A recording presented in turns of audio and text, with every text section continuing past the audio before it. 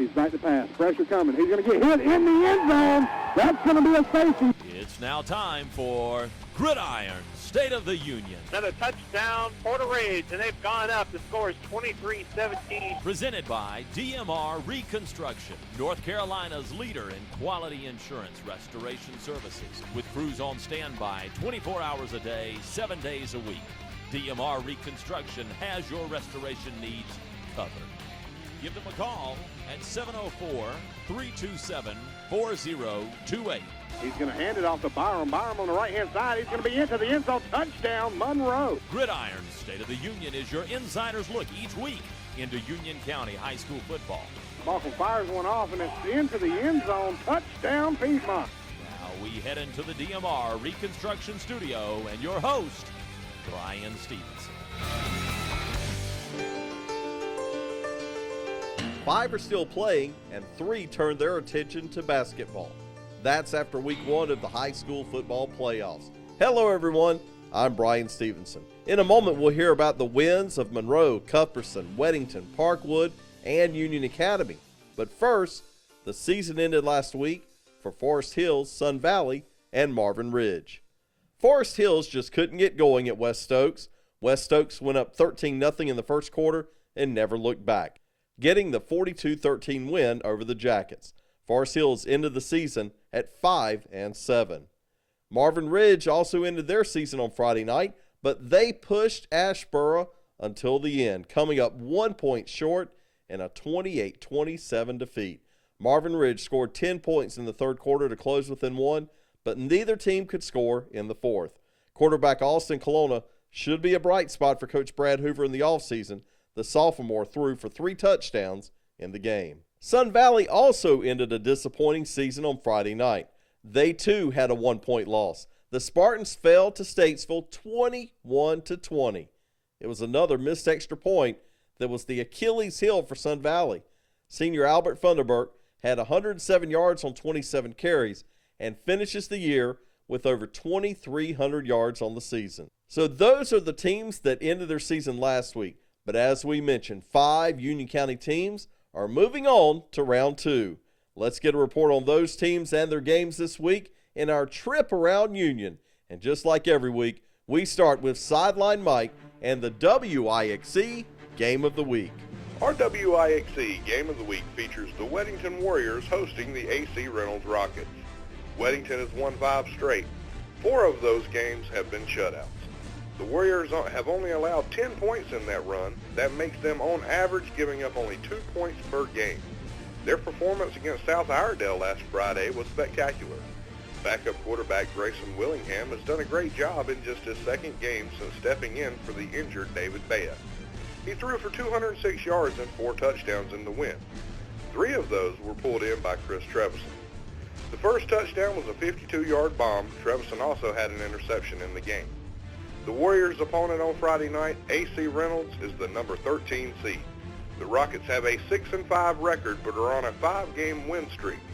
During that span, they have averaged 58 points per game. So will it be the Rocket offense or the Warrior defense that prevails into round 3? Find out when you tune in this Friday night starting at 7 p.m. Now to Game 2 of our doubleheader and Reed Alexander. Game 2 of our WIXC doubleheader features the Parkwood Rebels traveling to Lincolnton to take on the Wolves this Friday night. Last week, the Rebels defeated Hunter Huss 37-7. Parkwood took advantage of a short field on several occasions. They had 3 touchdown drives of less than 50 yards. They also had a score on defense. Quarterback Josh Coble had 98 yards passing and 2 touchdowns. Donovan Harris and Javon Thomas caught touchdown passes. Harris and Trey Butler scored touchdown runs.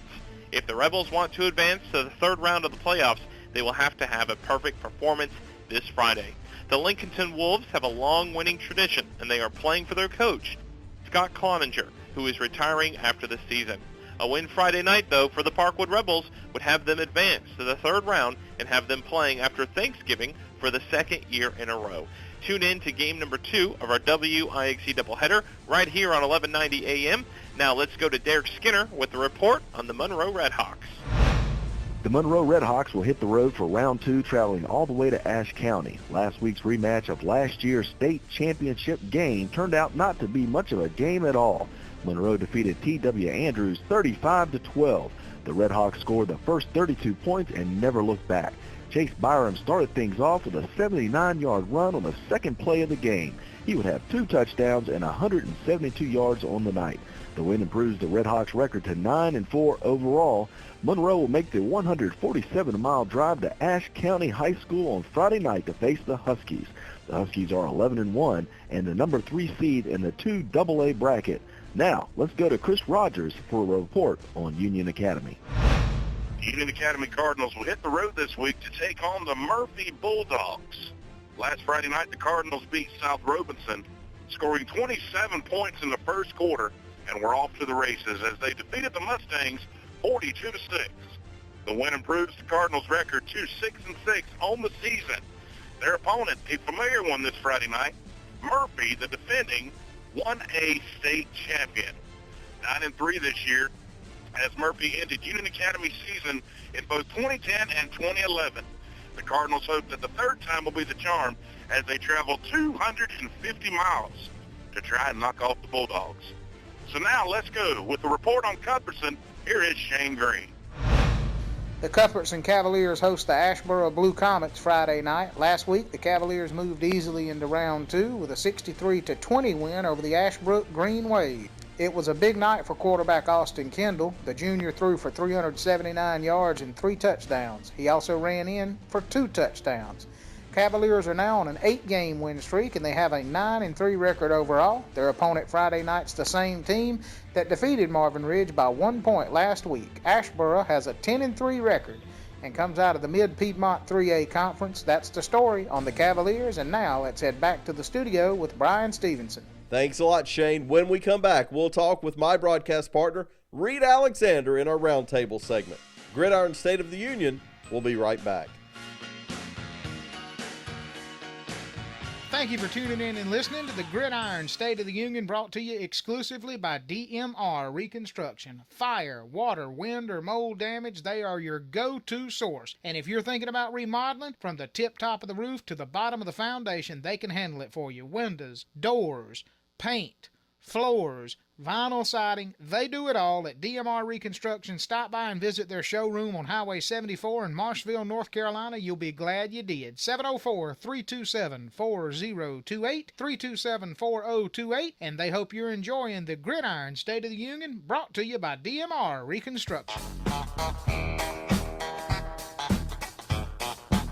Welcome back to Gridiron State of the Union, and I'm joined now by Reed Alexander, my broadcast partner, and it's time for our roundtable segment. Reed, we've seen Weddington's defense just dominate lately, and they really have come on strong here the last few weeks.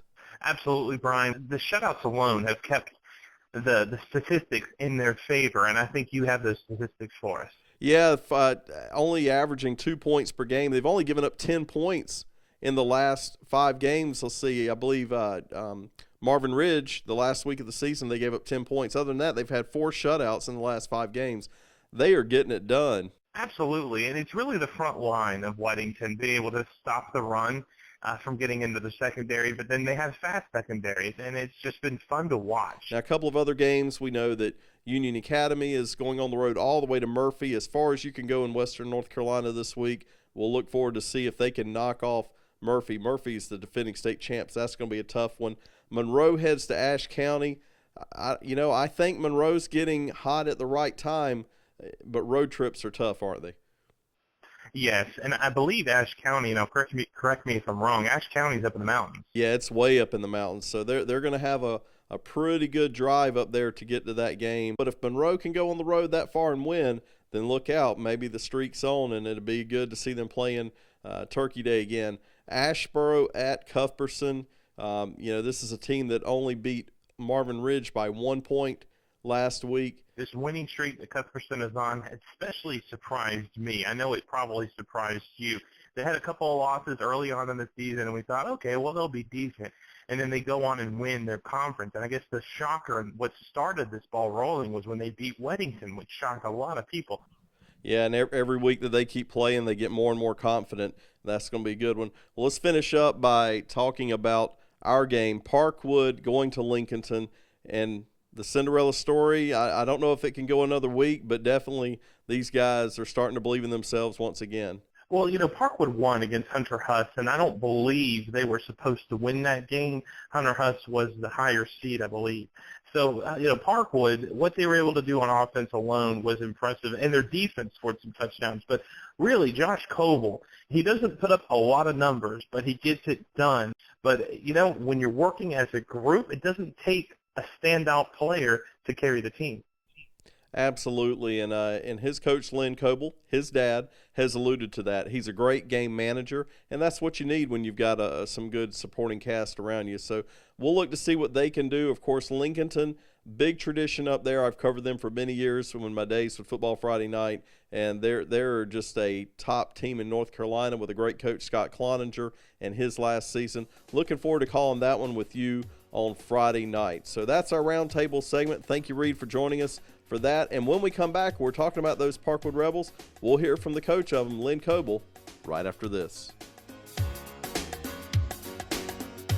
Hey, we'll be back to more Gridiron State of the Union in just a moment, but in the meantime, every person wants to be part of a winning team, and I want to tell you about the winning team over at DMR Reconstruction. Now, if you have fire, water, wind, or mold damage to your home, they can help you. They'll help you deal with the insurance company. They'll make it look better than it did before the accident ever happened. But did you know that they also do all kinds of home improvement? They're licensed general contractors. You thinking about new kitchen cabinets, new floors, new countertops? Maybe you need a new door. Maybe you need to paint or new vinyl siding, refinishing floors, installing carpet. They do it all at DMR Reconstruction, and they are your winning team. 704-327-4028, 327-4028, or visit the brand new showroom, Highway 74 in Marshville. It's DMR Reconstruction, exclusive sponsors of the Gridiron State of the Union and the DMR Red Zone. And now back to more action with the Gridiron State of the Union.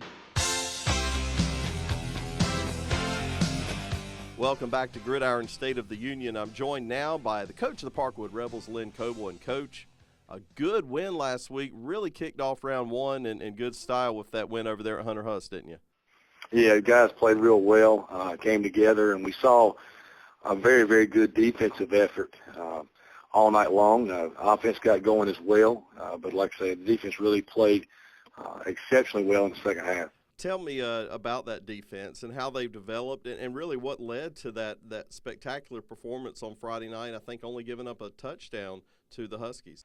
Well, it's funny. We got Coach Shark came in late this summer, and I really think I told the guys I think it's just now starting to get the concepts of what he's teaching, and it's really started to come together, and we could see that as we rallied and played so well in the second half and caused, I believe, 5 turnovers. What has it been about you guys, though, in playoff football?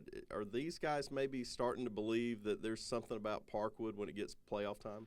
I think that's a possibility. And the first thing we had to do is instill an attitude here that we could be successful. And once you guys believe they can win, it's a matter of going out there and applying what you do during the week on the field.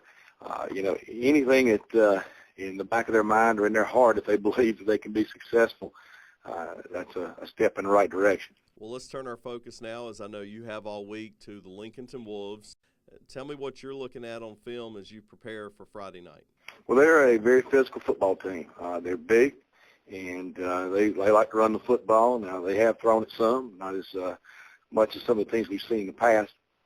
But like I say, they're very physical up front. They got some backs that can take it to the house if you don't get them on the ground. And you have to gang tackle. With the Roseburg being 6'2", 265, carrying the football, you've got to get people to the ball. We can't rely on people to one-on-one tackle him. A quarterback is dangerous as well. If we get sucked in trying to take care of one player, he will be out the back door in a hurry. So we've just got to understand that we've got to play responsibility football, and we've got to get 11 people flying to the football. Thanks a lot, Coach Lynn Coble, for being our Coach's Corner guest this week. Time for Extra Points. In my Extra Points tonight, 5 teams are playing in round 2 of the playoffs on Friday night.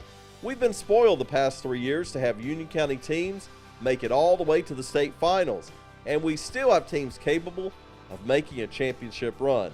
But let's not forget that making it to round 2 is no easy task. So if your team is still playing, go cheer them on Friday night and enjoy it.